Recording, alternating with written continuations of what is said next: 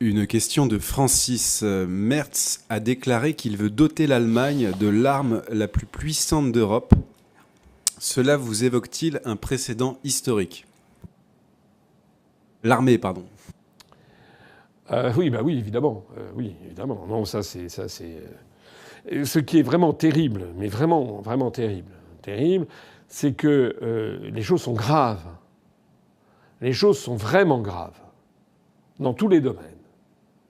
Et les oppositions, le Rassemblement national, qui porte une responsabilité écrasante, et toute la gauche qui en porte aussi une responsabilité, refusent de lancer la destitution de Macron. On est dans une situation, je suis désolé, Macron, il est allé en Pologne, il a annoncé comme une fleur il envisageait de mettre à la disposition des Polonais qui ne demandent que ça, nos armes nucléaires. Mais enfin, je ne sais pas ce qu'il faut que les Français... Il va falloir que... à partir de quel moment les Français vont se réveiller, vont se dire ça, c'est pas possible. La force de frappe nucléaire que nous a constituée Charles de Gaulle, qui a ensuite été poursuivie dans sa mise au point par Georges Pompidou, Valéry Giscard d'Estaing, François Mitterrand et même encore Jacques Chirac, puisque les essais nucléaires, les derniers essais nucléaires dans l'atmosphère, pas dans l'atmosphère, les derniers essais nucléaires ont été faits réels, ont été faits par Chirac, avant de passer à des essais, par simulation informatique. On a eu des chefs d'État qui ont... C'est le sanctuaire de notre indépendance nationale. La force de frappe nucléaire n'appartient pas au mari de Madame Trogneux. Voilà. Ça n'appartient pas à M. Macron, qui d'ailleurs n'a plus aucune légitimité pour parler. Je l'ai dit ce matin. Le scandale de ce qui s'est passé hier à la télévision française, c'est que l'on a entendu pendant 3 heures un monsieur qui certes est président de la République, mais qui a été désavoué totalement dans les urnes. D'ailleurs, il suffit de voir le micro-trottoir qui a été fait, était éloquent. Et le sondage qu'a présenté TF1 n'est pas moins éloquent. Il y a 68 ou 69%, pour pas dire 70%, de Français qui considèrent que la situation en France s'est aggravée depuis 2017, ce qui est tout à fait exact. Et par ailleurs, il y a également, je crois, il n'y a que 7%, ce qui est déjà beaucoup, de Français qui considèrent que ça s'est amélioré. Donc le rejet est un rejet absolument massif, et de la politique et de la personnalité de Macron. Tout le monde a compris que c'est un menteur, un incompétent, un imposteur, quelqu'un d'extrêmement méprisant, quelqu'un qui n'a... D'ailleurs, la façon dont il a réagi devant TF1 lorsque Gilles Boulot lui a montré le résultat du sondage et lui a montré également le micro-trottoir, il a eu cette attitude insolente et narquoise avec ce petit sourire en coin. « Ah, vous ne m'avez pas beaucoup soigné, etc. » Mais il devrait se couvrir de honte qu'il y ait les 3/4 des Français qui considèrent qu'il est en train de ruiner le pays. Non, pas du tout. Lui, il continue. Comme ça, il avait dû encore utiliser des puissances certainement illicites avant l'émission. Enfin, c'est quelque chose d'incroyable. Donc Macron, la force de frappe n'appartient pas à Macron, ça appartient au peuple français. Il n'appartient pas à Macron de prendre des décisions qui nous engagent, nous, collectivement, pour aller faire la guerre en Ukraine, contre la Russie, nous sentir solidaires de la Pologne, ou éventuellement même regarder là, sans rien faire, le réarmement allemand. Le problème de Macron, c'est que, comme d'ailleurs la plupart des gens qui nous gouvernent, on ne peut pas forcément le leur reprocher parce qu'ils n'ont pas fait beaucoup d'études. Parfois, ils n'ont fait aucune étude, comme Bardella. Ils n'en ont fait pas beaucoup, comme Gabriel Attal. Ils ont essayé d'arnaquer des diplômes comme Macron. Je rappelle que Macron, il n'y a pas eu de classement de sortie pour l'ANENA. Je rappelle qu'il avait fait savoir qu'il était un ancien de l'école normale supérieure. C'était faux. Enfin, c'est un arnaqueur, hein, vous savez. Et tout le monde sait que lorsqu'il est entré chez Rothschild, sortant de l'inspection générale des finances, il a eu droit à des passements incroyables. Et ses collègues de chez Rothschild étaient effarés par l'ignorance de Macron. Il était associé gérant, il ne savait pas ce que c'était qu'un EBITDA, il ne savait pas lire un compte, quoi. Enfin, c'est incroyable. On se demande toujours quelle est donc cette fée mystérieuse qui a propulsé ce monsieur à la tête de la France. En attendant, on ne peut pas... Moi, je ne peux rien sans vous. Enfin, on ne peut pas laisser Macron brader notre armement nucléaire. Installer nos armes nucléaires en Pologne, c'est éventuellement risquer qu'un gouvernement polonais un jour décide d'utiliser un missile de fabrication française pour l'envoyer sur la Russie. Est-ce que les Français se rendent compte de ce que ça veut dire ? Est-ce que les Français se rendent compte de ce que ça veut dire qu'un ultimatum ? Est-ce que les Français se rendent compte que, comme le dit Donald Trump, on n'a pas les cartes en main ? Est-ce que les Français, est-ce que Macron se rend compte que l'Europe est battue sur le terrain en Ukraine, qu'il y a 20% du territoire de l'ancienne Ukraine qui désormais est sous la domination de l'armée russe ? Et d'ailleurs, au passage, je signale, parce que c'est un argument que personne jamais n'invoque, si les populations qui étaient dans le Donbass et en Crimée étaient tout à fait hostiles à la Russie, il y aurait en permanence des actes de sabotage, mais rien. Moi, je suis allé en Ukraine en 2015. Je peux témoigner qu'en Ukraine, il y a 90% de Russes qui sont, comme le disent les Russes, ils sont plus Russes que les Russes. Voilà, ce sont des gens qui ont accueilli la Russie comme des libérateurs. Pareil dans le Donbass. Ce qui n'est pas vrai du reste de l'Ukraine. C'est d'ailleurs la raison pour laquelle, dans tous les scénarios qui sont envisagés, Vladimir Poutine ou Lavrov n'ont jamais évoqué devant les Américains l'idée, par exemple, qu'ils voudraient mettre la main sur l'ensemble de l'Ukraine. Et encore moins, bien sûr, sur la Pologne, l'Allemagne, la France. Ça, ce sont les délires macronistes. Donc, non. Eux, ils veulent simplement protéger les populations russophones, russophiles et d'origine russe qu'il y a dans ce qu'on appelait Novorossia, donc tout le sud-est de l'Ukraine. Et ils veulent également que l'Ukraine reste un pays qui soit en dehors de tout bloc. Ils ne veulent pas avoir l'OTAN à leur porte. Voilà. De la même façon que les États-Unis ne voudraient pas avoir l'armée populaire de libération chinoise ou l'armée russe investir des camps entiers au Mexique ou au Canada. Voilà. C'est aussi simple que ça. Bon. Donc dans ces conditions, ne pas bouger et laisser Macron aller dire qu'il va signer ci et ça avec des gens dont notre intérêt n'est absolument pas d'aller prépositionner des armes nucléaires en Pologne. Notre intérêt n'est pas non plus d'en prépositionner en Allemagne.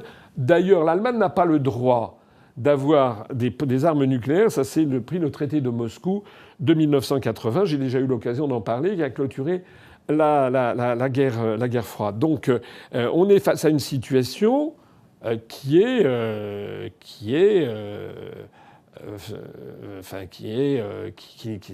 va pas.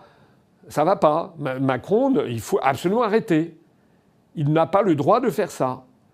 Alors, comme le dit l'internaute, par ailleurs, quand on a un petit peu le sens de l'histoire, ça fait des siècles qu'il faut que les Français ont appris à se méfier du monde allemand. Parce que les Allemands sont des gens... Comme disait De Gaulle, quel peuple, disait-il. Vous savez, De Gaulle, c'est cette anecdote incroyable. Il va, je crois, fin de 1944 ou début 1945, il se rend en URSS. La guerre n'est pas terminée, mais il est à l'invitation de Staline et il va sur le théâtre de la bataille de Stalingrad. Donc là où il y a eu le début du renversement complet du cours de l'histoire de la Seconde Guerre mondiale. Et c'est une anecdote, c'est célèbre, parce qu'il y a De Gaulle qui regarde ça, on lui montre Et il y a De Gaulle qui dit devant, je sais pas, c'était peut-être Zhukov qui était là, enfin il y avait un très très grand vainqueur du soviétique qui accompagnait De Gaulle. Et je crois que De Gaulle dit devant Zhukov, quel grand peuple. Et donc évidemment, alors je sais pas si c'est Zhukov ou un autre, évidemment se rengorge et pense que De Gaulle parle du peuple soviétique.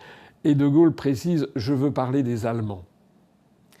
Ce qui est une anecdote assez croquignolette, parce que vous savez que De Gaulle était germanophone, De Gaulle admirait beaucoup l'Allemagne, mais il en connaissait aussi les dangers de l'Allemagne.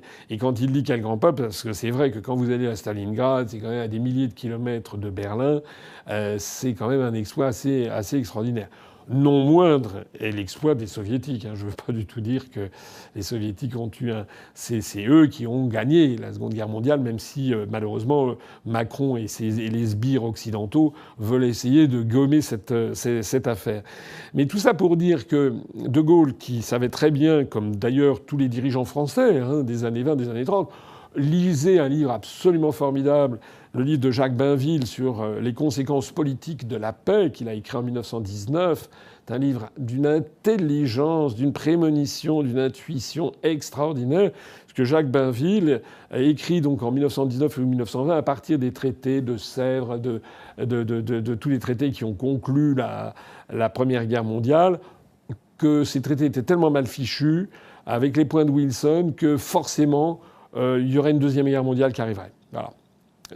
Il a décrit avec une justesse qui sidère la montée en puissance d'un mouvement style Hitler qui allait remettre tout ça en cause. C'est d'une intelligence extraordinaire. Et qu'est-ce que disaient donc tous les grands anciens en France? Ils savaient qu'il faut toujours faire très attention, parce que c'est un très grand peuple, et c'est un peuple qui aime l'armée, qui est un peuple militarisé, notamment avec Frédéric II de Prusse. C'était son dada, Frédéric de Prusse.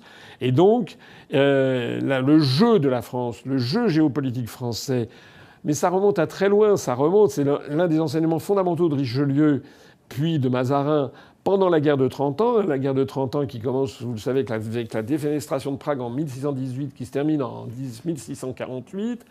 À l'issue de ça, la France est parvenue à faire...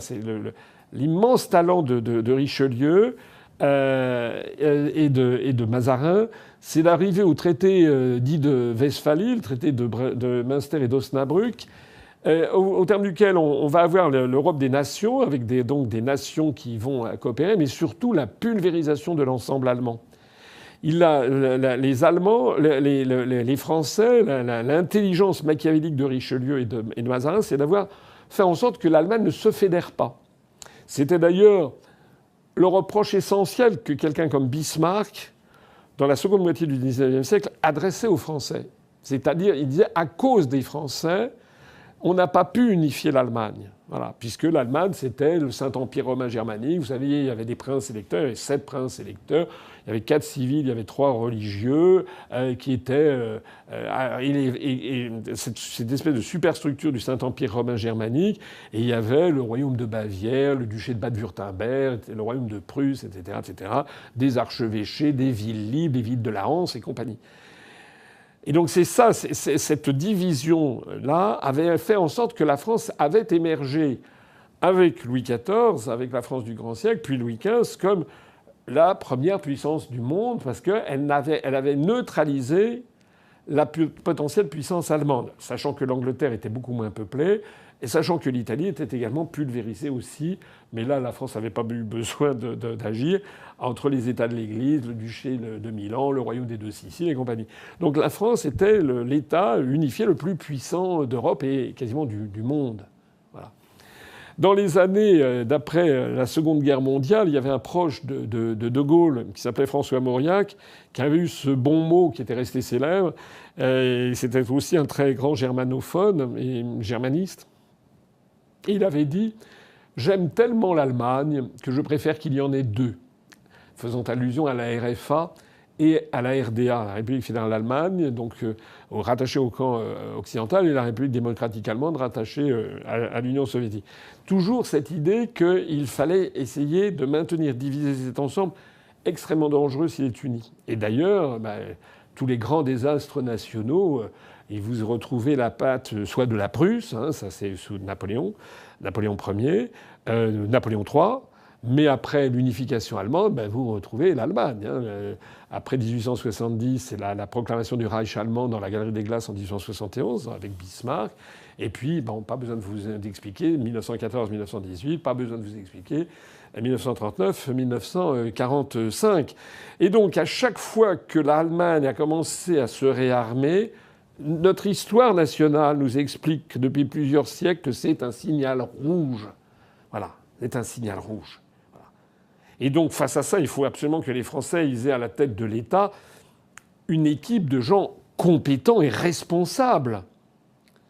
Moi, je suis extrêmement inquiet de voir que notre pays est aux mains de branquignoles toxicomanes et qui sont capables de, comme ça, pour un bon mot, ou parce que tout simplement ils vont se tripoter dans un train, ah oui, pas de problème, je te passe mes armes nucléaires, etc. Ça, c'est la superficie. En plus, ça correspond à la pire des traditions françaises.